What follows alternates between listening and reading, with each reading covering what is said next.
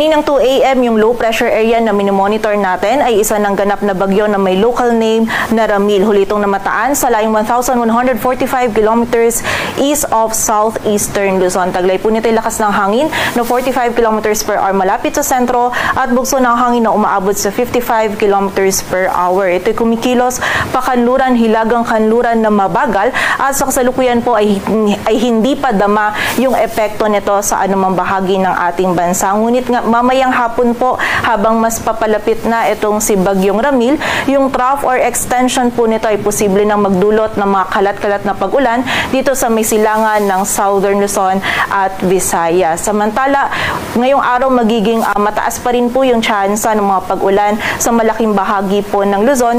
Dulot po ito ng easterlies na nakakaapekto pa rin dito sa may Central at Southern Luzon, maging sa area po ng Visayas. So for today po, yung magdudulot po ng mga pag-ulan ay easterlies, kaya pag-iingat pa rin po para sa ating mga kababayan sa posibilidad ng mga pagbaha at pagguho ng lupa. At ayon nga dito sa ating latest forecast track analysis ni Bagyong Ramil, sa kasalukuyan po ay binabaybay pa nito yung karagatan sa silangan ng ating bansa. Generally, magiging westward po yung pagkilos nito and bukas po ng umaga or hapon ay lalapit ito dito sa may area ng Catanduanes and by Sunday morning naman or afternoon ay maglalandfall ito either dito sa Aurora or Quezon area and then tatawirin po nito by Sunday itong area ng Northern and Central Luzon. And muli po sa ngayon, wala pa pong, hindi pa po natin dama yung epekto nito ni Bagyong Ramil sa anumang bahagi ng ating bansa. Ngunit habang papalapit nga po ito kung saan mamayang hapon, posible na po yung trough or extension nito magdulot ng mga kalat-kalat na pag-ulan dito sa ilang areas ng Bicol Region at Eastern Visayas. And bukas naman po kung saan mas malapit pa po itong si Bagyong Ramil dito sa ating kalupaan, doon na po mas magsisimula